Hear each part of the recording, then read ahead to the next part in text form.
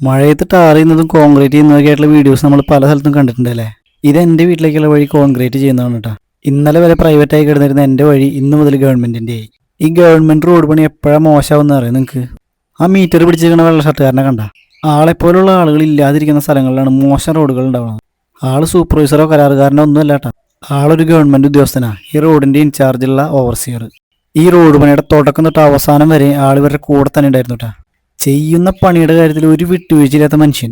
എൻ്റെ നാട്ടിൽ ഇതുപോലുള്ള ചെറുവഴികൾക്ക് പാസ്സാവുന്ന റോഡിൻ്റെ അളവ് 2 മീറ്റർ 20 സെൻറ്റി വീതിയും 6 ഇഞ്ച് ഹൈറ്റുമാണ് കേട്ടോ.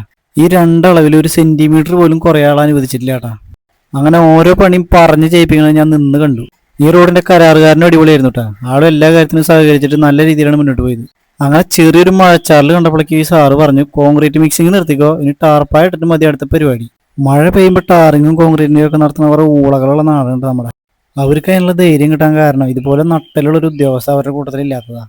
ഇതാണ് ജോലി ഇഷ്ടപ്പെട്ട് ചെയ്യുന്നതും കഷ്ടപ്പെട്ട് ചെയ്യുന്നതും തമ്മിലുള്ള വ്യത്യാസം. 1:4 എന്നുള്ള റേഷ്യോയിലാണ് ഇവർ സിമെൻറ്റ് മിക്സ് ചെയ്ത് കോൺക്രീറ്റ് അടിച്ച് പോയേക്കണത് കേട്ടോ.